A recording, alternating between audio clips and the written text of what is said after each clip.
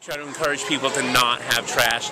Yes, well, I've noticed in the 3 years that we've been doing it, or 2.5 years, that the reusable lunch bags, reusable, all the products that people sell has increased tremendously. I mean, if you just look around at what kids use, nobody's bringing like the plastic bag from the bodega. I mean, it's an informal study, but I definitely think that there's been a shift in the amount of garbage that we produce, without a doubt. We used to fill 10 of these every day, and now we fill about 3. Yeah, and these you don't have to put any garbage in them. You think that's a good idea, Nicholas? No garbage? Why? Because then you don't have to throw the garbage on the floor or the table messy. Gourmet table. Every day, the lunches are phenomenal.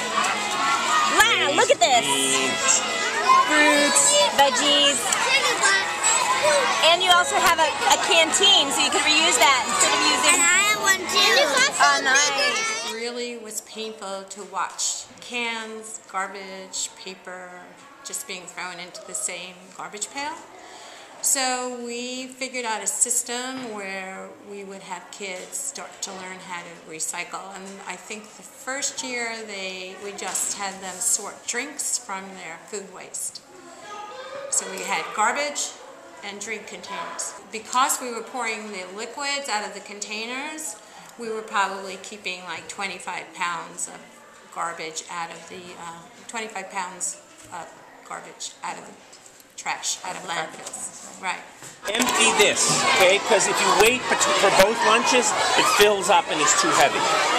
So when these guys pretty much clear out, it's going to get real quiet, then you can do some cleaning up. And the kindergartners really learned quickly how to sort their garbage and get rid of the liquid. They really got into the routine and they started wanting to be in charge of it. First graders and kindergartners have lunch together, and they would work together to recycle. There were kids who wanted to take ownership of that. And after they ate, they would come over and supervise kids throwing out their trash. I mean, you can go there and feel good that you are doing something to help the sustainability of our community. I mean, it's something I personally believe in. So I was surprised that so many parents wanted to get it moving and teachers wanted to get it moving. So that inspired me to really put a tremendous amount of effort into making it happen. And it just needed a system. It just needed someone to say, I'll keep an eye on it, I'll make sure it's visible and it's clear what's supposed to happen. And I think after the first year of just like being here every day and drumming it into the kids' head and it being consistent, that now they get it. They totally 100% get it. In the very beginning, when the Green Committee started, if I recall, a group of parents came and said they wanted to fix school lunch. And it's interesting because I kind of smiled and said, well, okay, see what you can do, knowing that that's a very hard. What I've noticed over the years, and things always take time, is that it starts with a group of parents who have an idea, and maybe separately a group of teachers who have an idea. And what's happened with this committee, it's now parents and teachers working together. Initially, our school, like all schools, was required to recycle.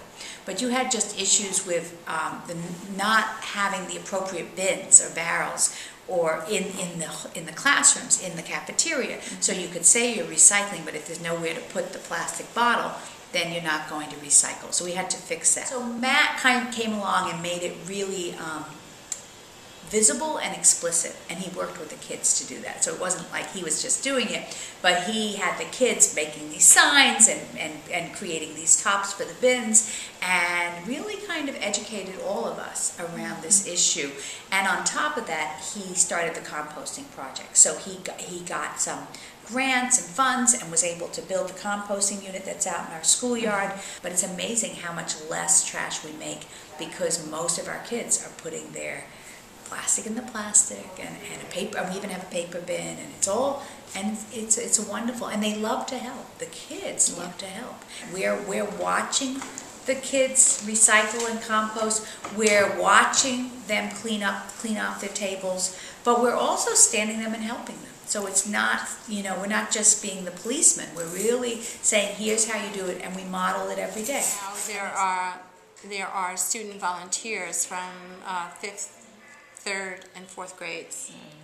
Matt trains them, and then they set up the recycling stations on their own, and we start with 5th grade, work down to 4th grade, then to 3rd grade, and then they do it again over the course of the year. Because we now stack our trays, and even if they're the kind of tray that can't be recycled, at least they're not just put in a big hodgepodge. So look here, if we stack this neatly, all in the same direction, takes up a lot less room in the garbage. They work? This is why we stack them, okay? Because when we stack them, it takes up less space in the garbage. Look, the pile's half as big as it was. Right now the kids are eating, so when the kids that set up come down early and set up, then they eat, then they come to work, and then they'll run it through this lunch period and the next lunch period.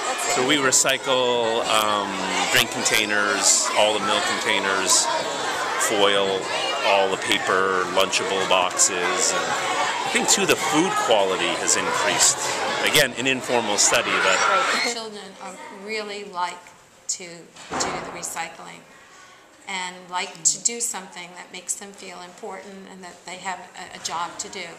So I think whenever we involve the kids in it, it just makes it more powerful and more likely that it's going to be institutionalized part of the culture of the school.